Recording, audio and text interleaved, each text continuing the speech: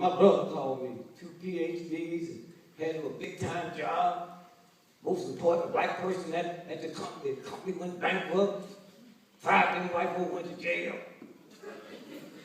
And now he ain't got a nickel. Broke, lost his house. You know you're in trouble when your dog run away.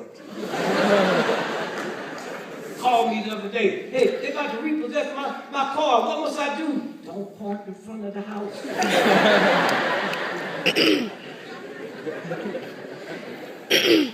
And don't listen to all that stuff the old black folks be talking. This thing didn't change. The white folk never went to school with me when I was a little boy. They didn't know how smart I was or how dumb I was. You know what I'm saying? It's a different ball game today. The white cops in the street, they're not like the white cops we used to have. Because why? They went to school with you. They went to grade school, high school. Some of y'all taught them how to jump.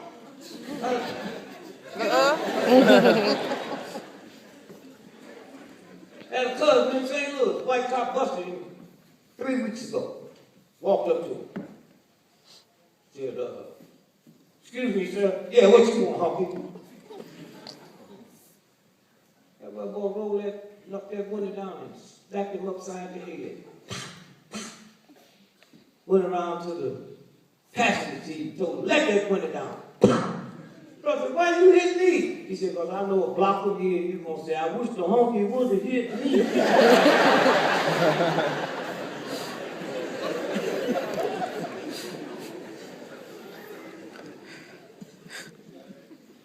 Let's form us a black airline.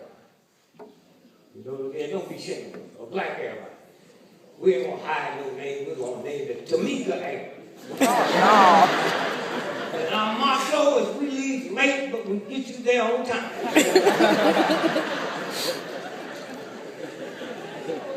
And we're going to let white folks know we won't lose no bag, but we ain't going to let you bring none on. And we're going to be a good Christian airline. No whiskey going to be sold on our plane. You bring your own whiskey, we sell the setups.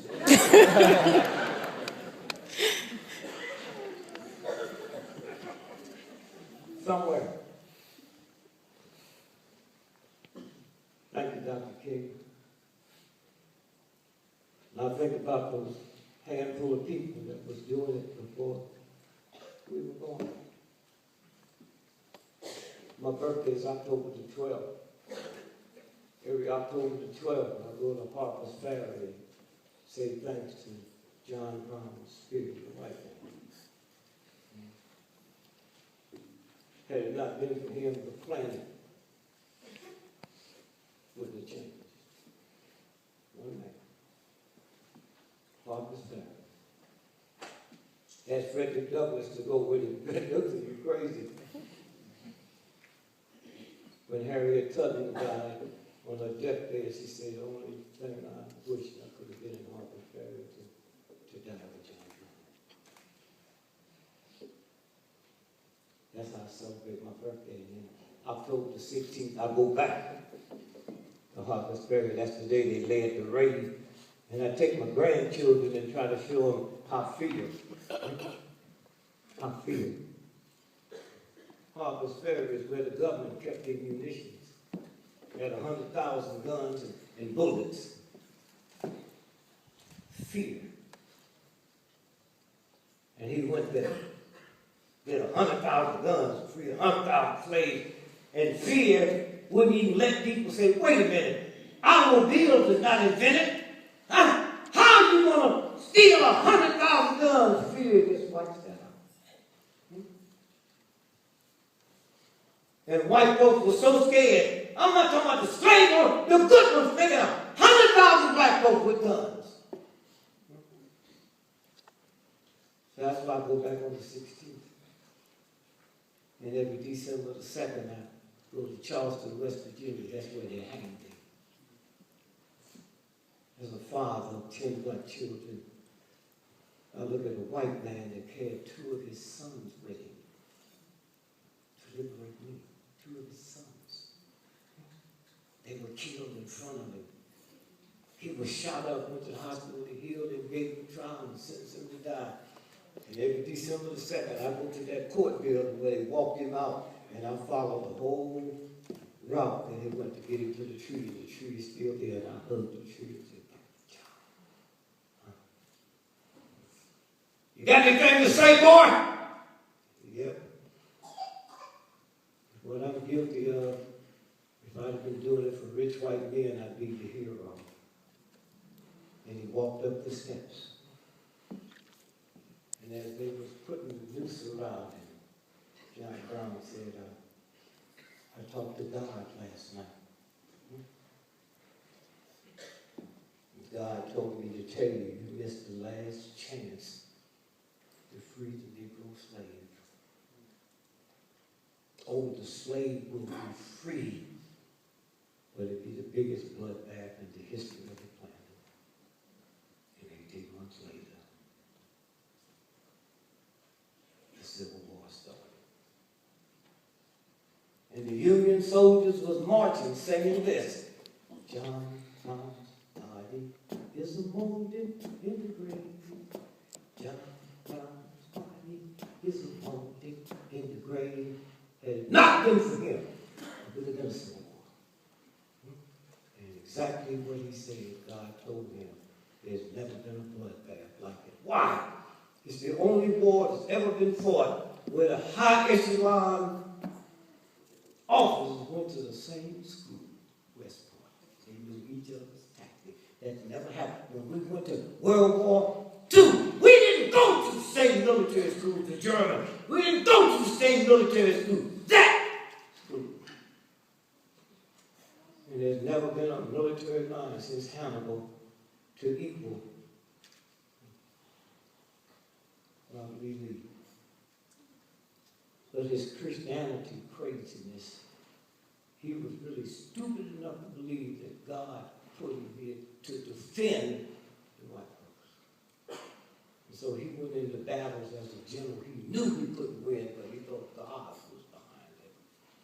And when his captains and lieutenants would walk up and say, we can't do that, he blew their brains out right in front of them. And we here today. And the world is different today because of one man named John Brown. And then this brother you look at came by to take it to the next level. To the next level. Changed my life. I was ready to die for liberation, but nobody told me I shouldn't kill for it. I went to the movies. John Wayne was my hero. John Wayne said, if you right and they wrong, they kill him. Oh, John was my man. Come on, John. And then this brother came through named Martin Luther King and said, killing cannot be justified under nothing. And y'all are blessed because you're able to see something that I wasn't able to see. All right. Whole Middle East, our soldiers is there. And when you see them on TV, that equipment, they got their 70 pounds of some of the most expensive scientific military hardware in the history of the planet. Each one of them. Then you see the Taliban standing there with more raggedy shoes on. Little outfit look like curtains my mother used to hang up. They have no place where they make tanks or airplanes or guns, and they run us out of there. If that ain't God telling you, it ain't about war. Huh? It ain't about war. But you'll be just as dumb and ignorant. And the problem is, soldiers come home all messed up. That's right. 42% of the homeless folk is military veteran. You wave your flag to get your young folks to the front line of battle, and when they come home, you not there. That ain't no flag you waving, that's a damn rag. And you can talk all that military crap you want. Why don't you take care of the ones that listen to you? The munition owners that make trillions of dollars, they don't send their family. What kind of fool is you? Somewhere. You youngsters, you need to pass laws. You want to have wars, okay? Then the people who make the munitions and the war material, they can't make no more than 12% profit after expenses, and the rest of it go to the soldiers who went over there and got wounded and put their life on the line. Let them say the war be over real quick. And if I was president, I did run. I ran for president. Sure did. Had I won, I'd have asked for a recount.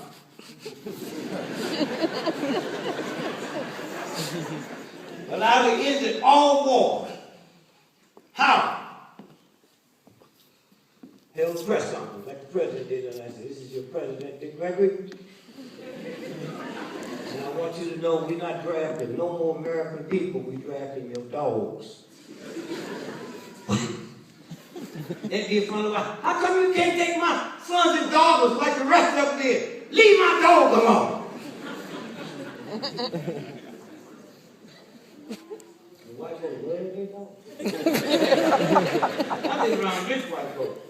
My neighbor across the pond, Stanway Piano here. Up the hill, Ocean Spray. They walk, they talk. I see how they would. They hire nannies to change the baby's diaper, but walk their own dog and pick up the dog shit.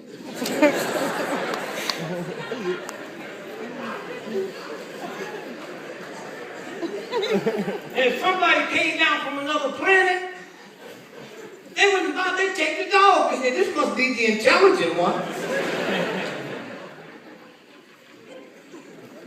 I tried to tell Michael Dick Logic, they didn't listen to me. And you don't know how white folks feel about these dogs. Oh, this would be a walk in the park. I said, that's what you think. Even after he got out of jail, what, Philadelphia? It was white folks standing outside picking, don't let him play. He went out there. Did y'all see that first game when he got back? I was hoping he would have caught the ball and ran the wrong way. You know, just got out of jail, and just before he stepped out, he reversed himself. And run 100 yards the right way and get a touchdown. 150 yards he ran. And you know how black people do, they throw the ball down and do that little.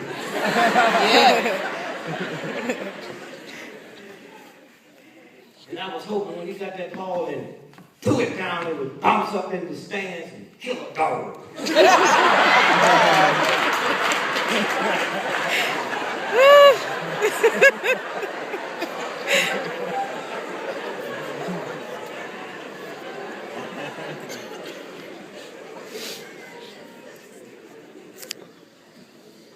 I did a television show today and apologized to all the black universities and colleges in America. Because I still got some of that Negro back there. And I got honorary doctor's degrees from 45 black colleges. Up on the wall. But I just didn't feel right. I said, I need white.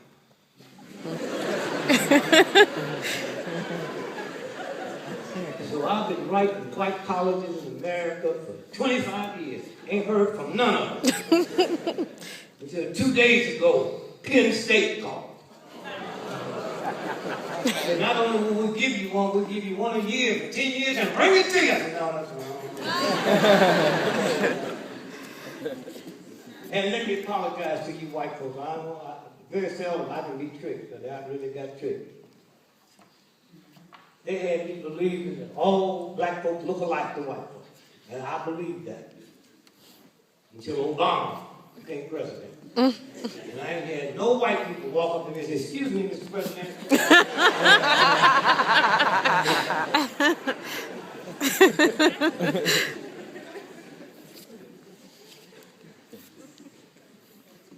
When Obama was president-elect, the Secret Service called me. They said, Mr. Gregory, you and President-elect elects VIP list for the inauguration. There's going to be so many millions of people here.